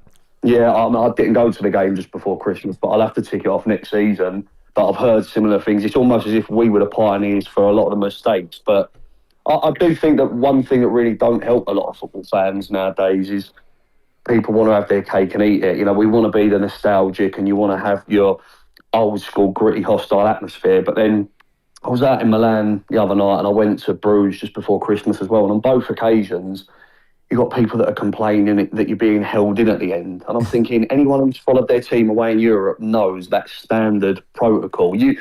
It feels like there's a lot of people at the minute at football, and I know it's not just Arsenal because I've got mates at West Ham and Spurs that say the same thing's happening there, that are almost trying it out for the first time. I mean, a lot of people, I was very lucky. My dad took me everywhere from a very young age and I've gradually met mates and been going, and that's the way that a lot of people did do it, whereas now you've almost got a lot of people that seem to be 25, 30, 35 years old who have just started going football for the first time. They've seen on YouTube, you know, the great Highbury nights or the great Goodison Park nights or the great White Hart Lane nights, and it's like 1 minute they want to have that, but then when they've almost got a bit of the old school rough and tumble that occasionally comes up with it, they don't like it. I don't know if it's the same with you boys, but we find it. You can see. So I seen a clip the other day. I think it was that Mark Goldbridge, who's meant to be a Man United fan, but people say he's a Forest fan. It's a complete persona. And he was talking to your man who's lost a load of timber. Is it Robbie from Fan TV or Arsenal Fans TV? And they were talking about the build-up, I think, to the Man United game and going on, oh yeah, you know, Mbueno's coming back. And they didn't even know what fucking country he's from. So I'm looking at Goldbridge thinking, all right, you can get one or two things wrong, but if you're a big out there Man United, you know, online man and you're talking with authority in kind of a footballing space, I think it's important to get some of the details right. And again, I think a lot of these people going to games, you know, you can become now, like I seen a thing on Sky the other day, we had a load of people on Sky who clearly have never fucking been interested in football until it became cool. You've got those, you see them with those kind of retro kits and you go, fucking hell, didn't think, how have they kept that kit in that condition? And then you realise it's a brand new one that they've bought and it actually hasn't got, like I said, the Adidas sponsored on or the Nike sponsored on. It's like I see a lot of Liverpool fans with, it's the old candy kit, the old Adidas candy kit, but it doesn't have the actual... I notice it every time, like, me and my mates joke about it, every time we go up to Man City away, we notice they're all wearing the old fluorescent stripe. There's the old fluorescent stripe Kappa one. Yeah, I've seen that. Yeah. I don't know about you lot. If there's a kit from a season where Arsenal was, I mean, I don't wear a shirt to games, but if there's a kit from where Arsenal was shit in a season, I don't associate good memories with that. And you get a lot of these people, it's almost like they're doing it to sort of be like, no, I was there back then. Yeah. When you can clearly see they weren't. Well, that's what I consider it. It's what I would call fancy dress, isn't it? Because it's like if I dressed up as, you know, they had that fella a few months back who was going to fucking stuff in the city centres, wasn't he? And with all his military medals and all that out, you know, like pretending to be, and then they figured out he's been gone for 30 years. He's fucking not to do with the army. Yeah. In fact, he's like stolen valor or something like that. It's called, isn't it? When you dress up as a soldier and you'd have medals on and you'd have actually not been nowhere near it, you know. So when I see these cats in the stadium, and it's, you know, it's the rise of the football hipster. You know, who are attached to football for no other reason than it's cool football, and they think that by going and supporting the football and being down with the working class from their kind of upper middle class position, you know, that's, you know, that all these kind of socialism is running through the veins of them, and they think the way to do that is go and mixing in the stadium and being one of the fucking football guys. And again, for me, you know, it is like watching, you know, people in fancy dress. It is cosplay. You know, I'm watching Sky now. Some of the people are putting on in this fan anal mysis group. It's just fucking a joke. Like, they're just not representative of football stadiums. And then that leads to then, you know, the celebrity kind of nonsense Potter fan, like a Goldbridge or like that Robbie, who, you know, then go on to, you know, probably make a couple $100,000 a year, them lads. If not more, if not more. But again, you know, they run the gauntlet of haven't Man United threatened to sue him and stuff like that? Hasn't he been shut down? There was a lot of stuff, yeah, with his coverage on the games, but he's just a persona, and he's like. But again, every club's got one or two or three. Who's the guy? You've got that baldy Irish fella, haven't you? Yeah, who fucking gets stuck into you, yeah. Apparently, Arsenal done it with the Arsenal fan TV, because if you look at it now, it's just called AFTV. Yeah. And there's rumours. I mean, it's never been confirmed, but there's rumours that it's because of that. But no, it's definitely a thing. I think, gents, the whole trendy hipster culture in football. But it's nice when you go abroad and you actually realise that even though a league like Italy might be finished and the teams are nowhere near what they were, you're sort of jealous still of the fan culture that they've got out of it. You can tell going to the San Siro now is more or less what it was going there 20, 25 years ago. Whereas I can only imagine if you're a European fan who's followed, I don't know, say Juventus or AC or Inter Milan for 30 years, and you might have gone to Anfield or Highbury in the 90s and the early 2000s, and then you must go 20, 30 years later and think, what on earth is this? Yeah, that's the thing, isn't it? Even when you zoom in now, when they zoom in on a footy crowd, or you watch, if you used to get them classic games replayed on Sky, when the ball goes out to play and stuff, look into the crowd of the old games compared to now. It's a completely different group of people watching the game. And again, I do think that's because the kind of working man has been priced out of it. I don't think that's because the appetite's no longer there, but also if you go to the game now, it costs you a fucking fortune. You're talking about, you probably go and watch Liverpool with your lad. You're probably talking 250 quid by the time you buy a couple of tickets and a couple of pints at the game or whatever, a programme, a fucking pie or whatever. Probably talking the best part 250 quid, 200 quid to fucking to go and watch your team play. And that's not the way it used to be. You used to be able to say it cost you 100 quid was a lot of money, but you've paid, you're paying fucking... Well, what was it's like a 20, 30 quid for the ticket. Half ticket. your week's wages to take your lad the game. It's like fucking, it's insane. They've also brought in down here with us, and I think they brought the same in at Man United. They've got a pal, a bit of a Cockney Red, who goes home and away United, where if you miss 3 games in a season where your season ticket don't get scanned, you lose your season ticket. I don't know if they've done the same at Liverpool or Everton. I'm not sure about Liverpool. Man U have got it for sure, because I've seen a few people yelping about that. And that's the thing, isn't it? When I was a kid, you used to get like your junior Evertonian, so you could get in certain games, for a £5 or £4, or there was the dad and lad tickets that, whereas now it's like, no, we want to make as much money as we possibly can out of every single fucking person we can who's connected to this. So they don't actually want the local fan going the game and getting a season ticket, because he doesn't buy a shirt, he doesn't buy all the stuff that he wants as the tourist fan brings to the economy of it. It's the opposite that everything of football stands for. It's like it's the complete opposite. Well, they're just making money now. They're like pigs at the trough. We're like, the big thing as well, and do you know what makes me say that? I seen they put a list out of teams who allow mascots to apply, and all the big sides. I think Arsenal, Liverpool, Man U, and all that all allow it for free. Everton charge £710 for you to be a Don't. That's terrible. That. There's teams who are charging like 150, cheap teams who are charging 400. Everton was like the most expensive. I didn't even think you charged that. I thought it was just like volunteers. Yeah, so again, there's some of the big clubs do it for free, and obviously they ballot them out, or they'll have applications. And some of the fucking sides, like how are Everton charging a kid 700 quid to be a mascot? So you fucking get a kit, you run on the pitch, kick a few cases, fucking wave, go around, sling a few. What is it, like a 5 minute experience? It's longer, because you go in the dressing room, don't you, meet the lads, get your programme side. There's a bit longer to it, but also you shouldn't be charging kids for that. That should be something that is no chance. That is scandalous. Is sacred, and you shouldn't be monetising that.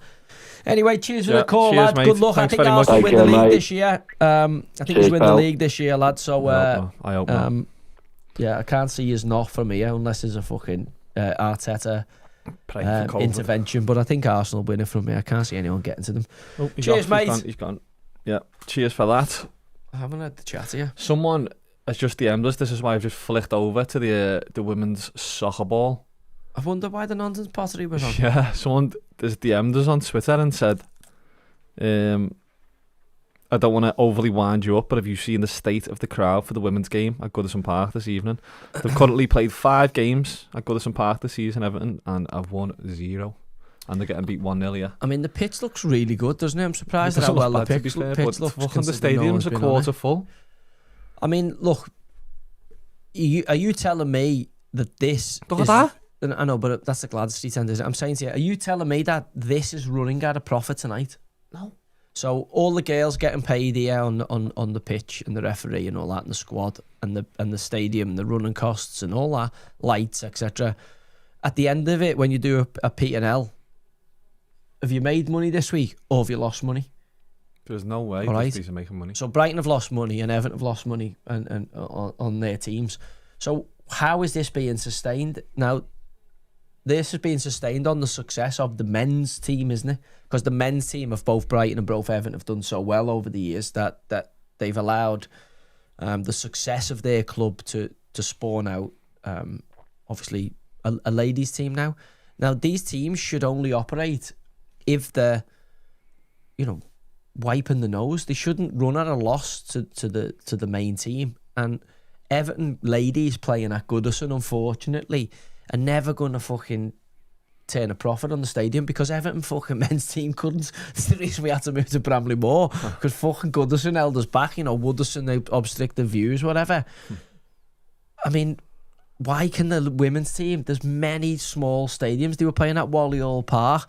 The crowd that's here tonight could easily fit in Wally Hall Park. They could go and give Prescott Cables a load of money to put a new service down, and they'd struggle to sell out Prescott Cables tonight, or a local amateur side. Fucking Viking Stadium, But that was on the AstroTurf. So what these teams should do, because they want to play on grass, is actually go and play at other amateur stadiums and help those clubs in the upkeep of their stadium, like some of the bigger clubs do. What they shouldn't do is have fucking mini Goodison. Firstly, Goodison is the men's stadium that was built on the success of the men's team. All right, it's become outdated, and now Goodison has been changed into a stadium for the Nonsense Pottery. But the Everton Nonsense Pottery team can't get 40,000 fucking bums on seats because nobody cares. Now, if you fucking continue to keep the stadium going and going and going, and the cost of the pitch, all that's going to do is create loss, making negative balance sheet for Everton Football Club. So what is this? Is this a tax write-off? So is this, let's get women playing footy and show that women can play football and blah, blah, blah, and it's good for it. And Everton put it on their profit and losses as a loss.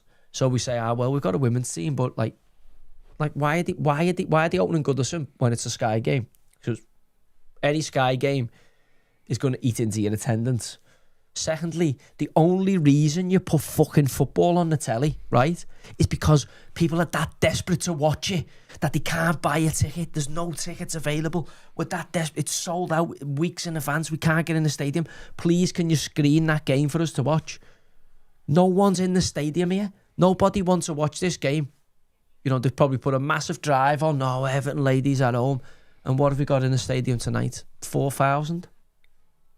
Fucking hell. I'm trying to be kind to them. Yeah, I think you are being kind. I can about 2.5. Well, I'm saying, so when you look at it, why would you have a game live on the telly, right, that nobody's actually attending? So the whole point of being so live football started out because you couldn't get a ticket. Yeah. So you go, fucking hell, we got to watch it. You'll have to get it on live. We've got live football on the telly, yeah, that no cunt wants to watch in the stadium. So why the fuck would they want to watch it in the house? It's madness. Like, the crowds have got to fucking dictate. And unfortunately for the Nonsense Pottery, they do not deserve a stadium at the size of Goodison Park. They should be in a stadium that is, fitting to them. And if they do build the crowds and they do eventually start to put on demand, then yeah, maybe you'd give them a fucking stadium one day. But like, this is just... I think it's almost embarrassing. It's embarrassing to keep pushing it, you know what I mean? I've said my piece on it. You know my thoughts, and I don't want to keep picking on the girls because it's not their fault. It actually isn't their fault. They get a chance to play a Goodison, great pitch, etc. You can't blame them. But again, bums on seats. If you're a, I mean, fucking hell. If you're a, you can't speak what you're saying.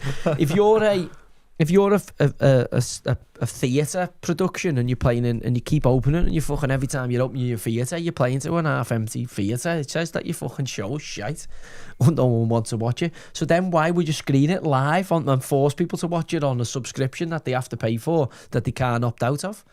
It's fucking nonsense.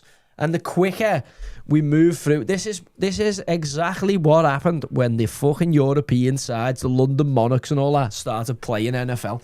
You had the fucking Munich fucking Gladiators and all that, and in about 3 years, load of money went into it, and in the end, they just went, we're losing loads of money, no one's watching it, fucking get that off the box. Fuck it off. So, do you think that'll ever happen with this? Absolutely. No one's watching it. Yeah. Women... Surely they're losing that much money, it'll get to the point where they can't do it. They're not at the minute, because they'll be writing it off against the profits of the club. It'll be getting writ off, but what'll happen is, eventually, it comes down, right, fucking hell, we've got... It's only because there's an abundance of money, and also the BlackRock, the ESG, all the grants, all the wokeness that we're still washing through. But again, you know, the American league is the top league for women's football, isn't it? You know, we spoke about Trinity Rodman today, but can you name me 3 other players who play in the American football league? And it's the best. It's like the Premier League of women's footy. No. Swanton, is that one? I'm sure I remember that off FIFA. Swanton. Sure, so again, like do you know what I mean? It's like, you know, and there's a big push to make WSL and all that. But look, the biggest thing is women like watching other women argue with other women. That's what they're into. They're into mad stuff. They're not into watching... Fucking hell, how's she going to break that line with the press there? They playing 4-4-2. Stuff they're not interested in. All they're interested in is, fucking hell, her arse looks big in them shorts. Or that's their interest. They're watching this to go, fucking hell, look at her, that fat bitch there, look at her, she fucking let herself go, or whatever it is. Or look at him, he's fucking Jack Grealish, look at his calves there, whoa. Go home and fucking start fucking getting after it. And again, you know, it's sad to say empty seats in a stadium, isn't it? You know, how hard would it to be to say, look, the nonsense pottery's on here, fucking free entry. Free entry, we want to fill the stadium, fucking get the stadium full for the girls, you know, let you in for nothing. And I think they might have done that tonight. They've let everyone in for nothing, and there's still only fucking 68 people here. It's just people just don't want to watch it. But it's the only way, isn't it, to say, look, you know, it's not going to make you're not going to make a shilling here. We'll make the money out of the beverages and the fucking pies and that. But look, it's free entry. We'll open the fucking stadium up tonight. As it is, they've opened the full stadium. All right, so you've got all the stewards on, fucking etc. And there's no cunts in there. Literally. Do you know what I mean? It's sad to see, like, in terms of, you know, if you're a player, do you want to play in a half-empty stadium or a smaller stadium that's full? With a bit of atmosphere. Yeah, bit of atmosphere, a bit of fucking, yeah. you know what I mean? You're thinking, fucking hell, we are imposters here. There's no concern up to watch it. Anyway, turn the shite off, because it can't be arsed looking at good fucking empty show, players I've never heard of.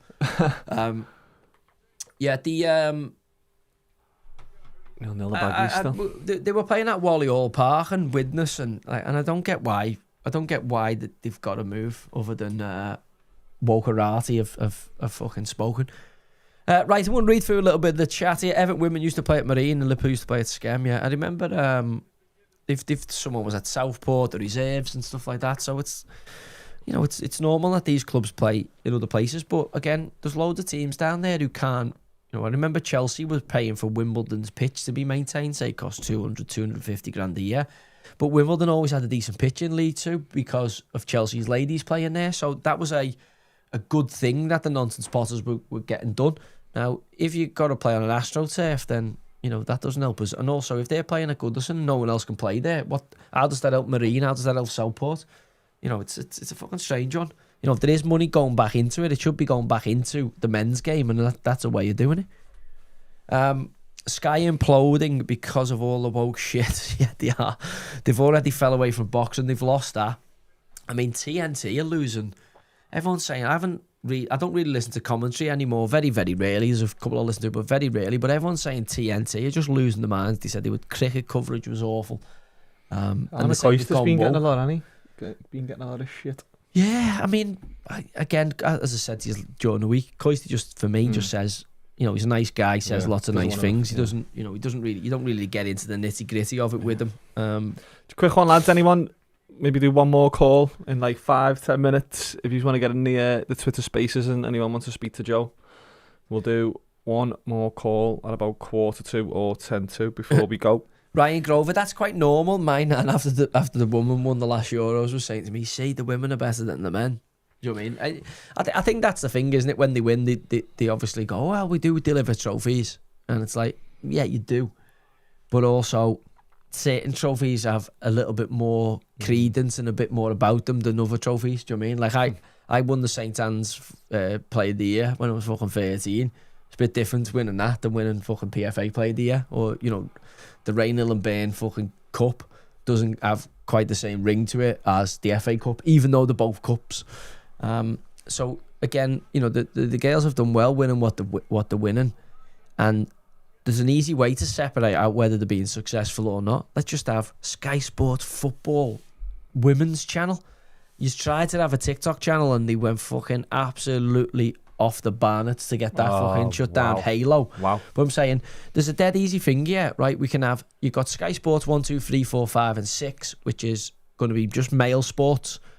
And if there's no male sport on and there's nothing else on, no like retro or classic games, we might put like a fucking women's tennis on or some women's golf on or something that's palatable.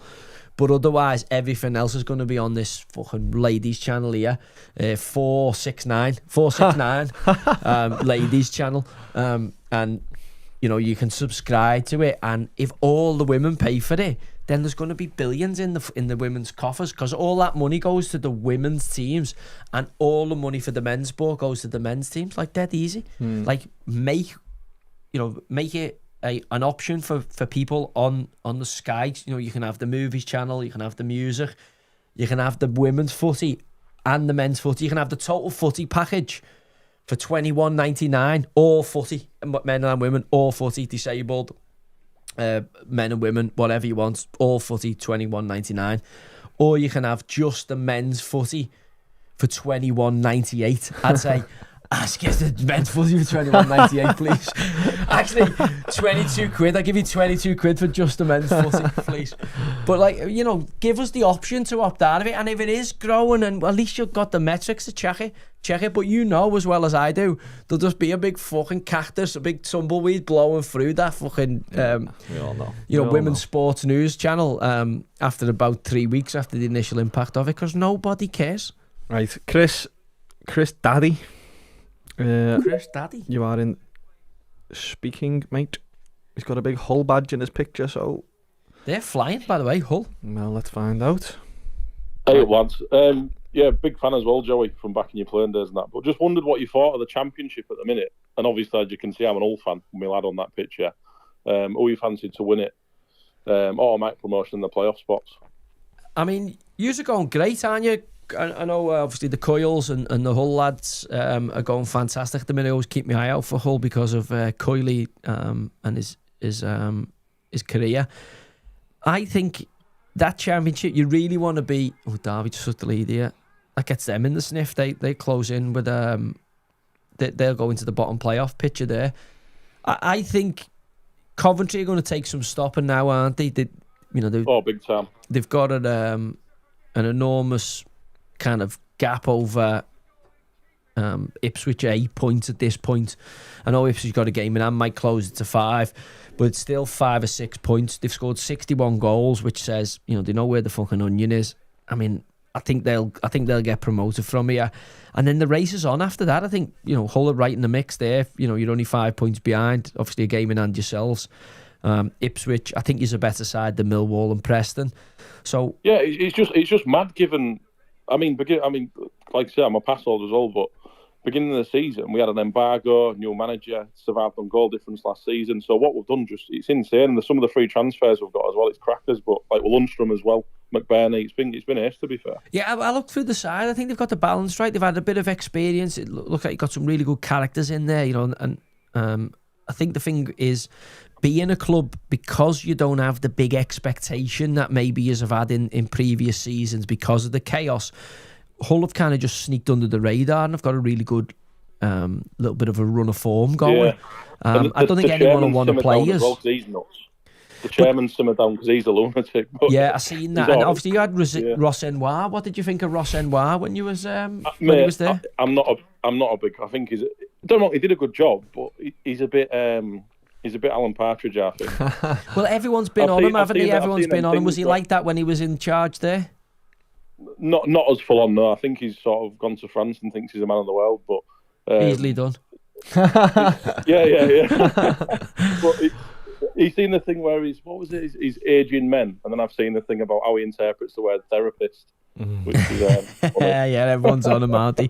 I think that there's going to be an interesting finish to the champ, because you've got Blackburn, who I would imagine will start fighting for their lives. Norwich have obviously pasted West Brom 5-0 last time. I think West Brom are slipping down the table at the wrong time and have got the wrong manager in situ.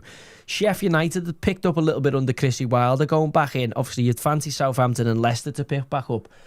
Birmingham have got big expectations. So when I look through that division, it's probably the fucking closest match division of all the divisions in Europe. Like, anybody from fucking 22nd got 28 points on.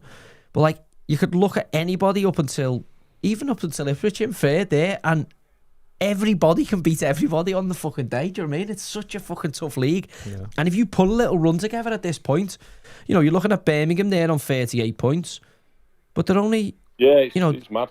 They're only 43 points is the playoff. Preston, 5 points. You know, you're 5 points from 14th position, Leicester, to 6th position.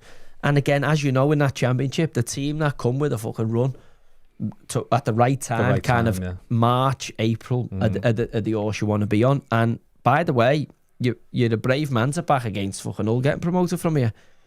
And they look like the team that hasn't got the expectation of some of the others. You know, they're right there in the form table. If you look at the 10-game chart, all the second only to Ipswich. If you look at the 15-game chart, that's Ipswich, Coventry and Hull. So, this is not a flash in the pan. You look at the 20-game chart again, it's Coventry, Ipswich and Hull. You know, they're the side I think have got the least amount of pressure on them, and I think you're the fucking real dark horse there to go and get an automatic spot. Yeah, fingers crossed, mate. Be nice. Good luck, lad, anyway. Yeah, good all luck. All the best, mate. Yeah, top man. Cheers, fellas. Cheers, mate. Cheers. Right, quick one. That'll be the last call, but coming into this weekend, tomorrow night, Paddy is fighting. People want to know your thoughts on the fight. How do you think it's going to go? I know we spoke about it briefly on Monday, but final predictions for tomorrow? I just think you've got one man on the way up.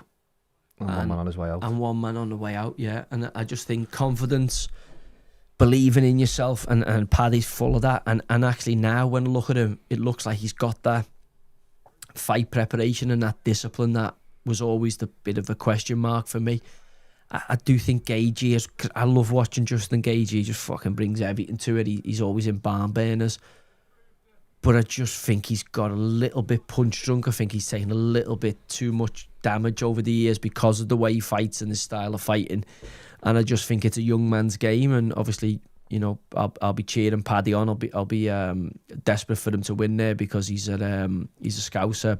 But also, I do genuinely believe it's his time and he's on the march. And you know, the options for him should he win the fight are massive. Whereas, you know, Gagey has to win just to stay at that kind of top tier. But again, the MMA is brilliant, isn't it? Because fucking one mistake and it's fucking good night Vienna. But good luck to Pad. I hope he gets a job done out there and it sets him up in the new year for a title shot. Yeah, all the best, Pad. Yeah, all the best. Any final questions? We've got about 10 minutes left. Chandler said Paddy's the real deal. Well, he can't say he's not, isn't he? Because he got fucking absolutely flat by him. He filled him in. I think I'm going to back Paddy by submission. I've seen a few people saying that. I thought it was a bit harsh. Dana White's kind of saying that if McGregor comes back, he won't fight Chandler. Chandler's kind of been fucking waiting for him as the bridesmaid for a couple of years now. Shouting out about it, wasn't he? I know, but he's obviously been patient. The fight was set up, so you'd be absolutely devastated if you did. I would have loved to see that back in the day, but it's just a mad cut. I'm trying to think of McGregor coming back and having a fight. You know, he's not going. I don't think he's going to go back in. He's not coming back in. You don't think he's coming back at all? No, he's not. He said it for the last 3 years. It's boring now. He's got to come back. I love when McGregor got beat by Diaz. Like, I felt sick after it. Stayed up to watch it. It was like watching my dad get his head punched in. That's how it felt, because I was like, oh my god, like, he can't lose. It's McGregor. And Diaz fucking filled him in. Big and it was like, wow. Yeah, I loved him, but the last couple of years, he's like, I'll come back, and then he fucking... I think he's just a bit of a mad cunt, isn't he? He is a mad cunt, but Yeah, I hope don't he think he's comes coming back. back. I would mean, love him to come back. Honestly, would love it. Have I heard Masvidal as well for the White House? Someone saying here, Luke Riley, the new kid on the block. I've seen him in. I'm sure I've seen him witness a few weeks back. We did see him in He's not on the card though, is he? He's not fighting on this card. Is he fighting on Paddy's card? I don't think so. No, I don't think because he only fought a couple of months ago. Yeah, I was good. He's good though. He looks fucking hard. Usually, you have the same gyms. I'll put a couple on the card. Is he next gen? Yeah, they're all a part of the same group, aren't they? Obviously, Molly is gone into boxing now, but whenever Paddy fought, Molly would fight. It was always they're always kind of linked together. Are you saying Gagey loses via submission? Paddy submits. I've seen a lot of people saying it. I'm not the biggest UFC buff, but see, I think they might stand there and Paddy's Paddy been talking about his wrestling non-stop, but it's that mind game. But again, he could just stand there and the two of them. And Paddy could easily just get shown in the Max Holloway where they just end up pointing in the centre of the circle. Is he like that though? No, but I'm saying. I know what Gaethje's you remember like. the interview we done where he got a few cracks and he was saying to Bisping, fucking Scousers don't get knocked out or whatever it was. He took a few belts in that and it was almost like the macho side of him. Now, you never know with him whether he just gets amped up and he gets in there because he's got that about him. He could go in there. I think if he stays disciplined and he sticks to his plan and tries to submit him, that's where he's got his best chance of winning. But he could equally just get drawn into fucking having a slug fest with him and just trying to bang each other out. You know, Gage is definitely capable of that. And as much as I don't think Paddy will because it doesn't suit his best route to victory in the fight, you just never know with him. He is a bit of a mad cat and he could just fucking get drawn into a gunfight with him. And, you know, you end up with an exceptional fucking Sparko knockout from one of them, a highlight reel knockout from one or the other. Wouldn't mind seeing that. Like, to be fair, a good fight, but as long as Paddy gets the win. Quick one there.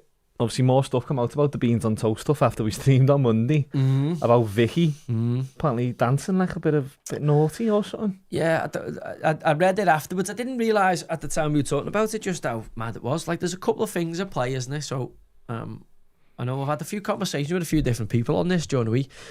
So I think the Beckhams have got to be delighted. I know everyone, like, there's two sides. You had the team fucking Beckham Peltor team, Beckham Matnia, or you're the other team, which is our team of who gives a fucking who gives a monkeys. But anyway, you got two sides of it. You got obviously Beckham, Brand Beckham trying to damage limitation. You know, he said some outrageous things and he basically sweared on him or something at the wedding. That's the way it's fucking which is weird. Which makes it weird. But then they've had some mad snide DJ work with him who's fucking on the Loose Women or on the fucking ITV nonsense pottery saying, oh yeah, it was a bit naughty, the dance. So I don't know what she's done. Don't know what's going on. But she's done a version, she's done a female version of Uncle Nobbed, and she's from Mighty Burns fucking wood, whatever she's done. And anyway, but also, you know, the control freak aspect of it. When you see the life, you're like, yeah, that looks like, you know, when you're sitting as a kid and you're all sitting on a fashion runway like that. I'm looking at three boys sitting on the side of a fashion show with a load of uphill gardeners fucking marching up and down in all fucking spandex and fucking all mad ensembles. And I can imagine, I'm thinking, I just want to be fucking climbing trees and fucking running out of puddles and fishing and playing footy and fucking getting in mischief. I don't want to be sitting here looking at a load of fucking uphill gardeners frocks going, oh, it's not lovely over yet. And eating fucking canapes and fucking nonsense pottering around with each other going, fuck off.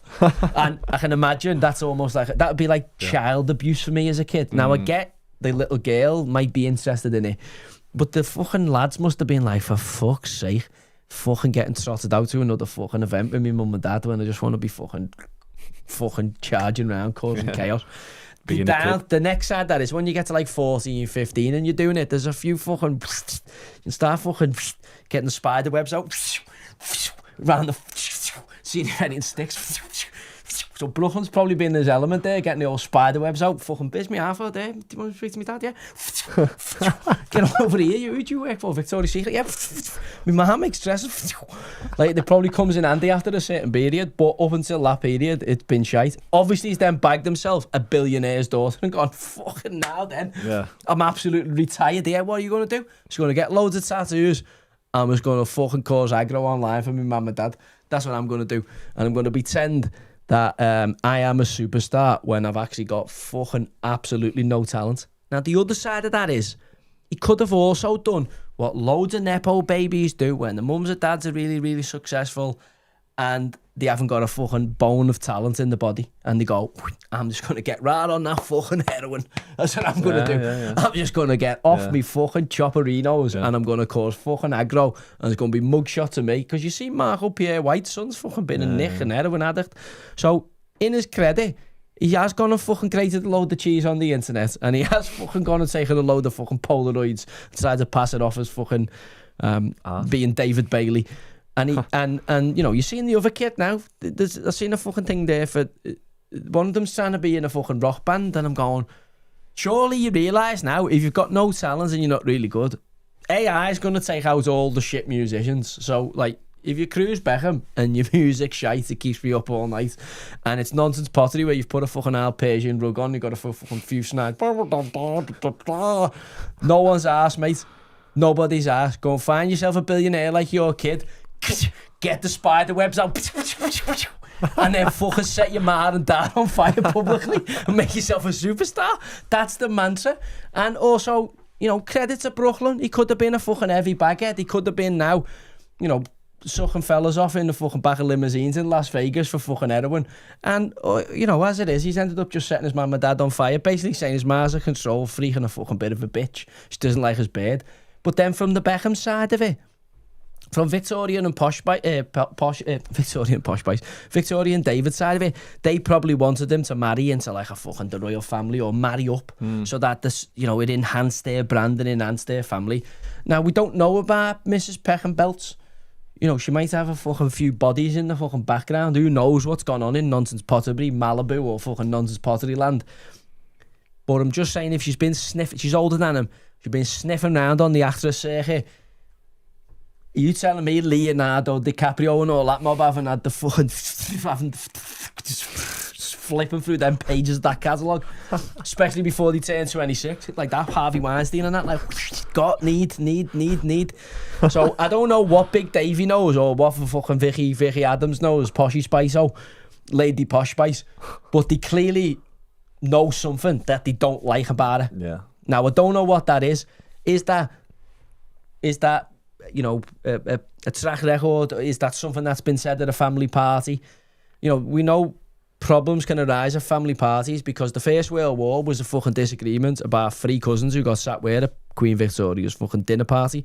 So is this about a dress or is this about a party? I don't know. But also, I'm looking at Cruz and fucking Romeo and I'm saying, get yourself on them catwalk sharpish, get the spider webs out, bag yourself a fucking billionaire or a trillionaire, and then you're fucking good to go. Your kids just showed you the route map. You don't need your mum and dad's fucking dough. I actually am team Brooklyn Beckham, I think. Yeah? Yeah. But only if he drops the pelts. If he stays as pelts Beckham, I can't have him. I'm going to stay with Becks. But if he drops the pelts and he says, I'm fucking Brooklyn Beckham, I'm fucking named after where me ma got shagged by me our fella. That's what he... So that's why he's called Brooklyn Beckham, because his ma got fucking flattened. In Brooklyn. Got the old Taddy Polos. Taddy Polos was swimming to the egg, and that's why they called him Brooklyn, to where he was conceived. God, that's embarrassing. So you were setting the kid up out the gate. The kid was, you know, you've pretty much told the world where you banged your missus to make him. And then he's been trotted out at every single fucking event. You know, that was what their brand was built around. The other kids got insulated a little bit from it, but Brookleno was first through the wall, and the first through the wall always gets the most bloody. So it's no surprise to see what's happened. Now, the only thing we can do, I don't like to see mums and dads and sons fucking argue. Has it been entertaining? Well, yeah, we've all had a good conversation about it. But there's something more thingo underneath that. You've got a young lad searching for fucking meaning, who's obviously going to be difficult when your ma's been in the biggest pop band on the planet at the time. And your half is arguably the biggest superstar in footy, whether it's on ability, but he's actually got to be up there in terms of brand. Superstar, yeah. You know, where'd you go? You know, as I say, being a Nepo baby, following fucking that is really hard. Just go and ask Julian Lennon or fucking any, you know, even, you know, to be fair to Stella McCartney, she made a good fist of it, but anyone following in those big shoes is difficult. As I say, credit to Brooklyn, he's gone and fucking said that, don't even need you, wedge, yeah. I was going to get my spider webs out on this billionaire's daughter here and I'm fucking retired. Don't even need you. I'll fucking start making all mad stuff up. Going, here's a fucking bit of sauce here and fucking put a load of money behind it, and you know, he's trying to have a go, isn't he? I have to give him credit for that. He could have just sat in the house and fucking just spent his mum and dad's money.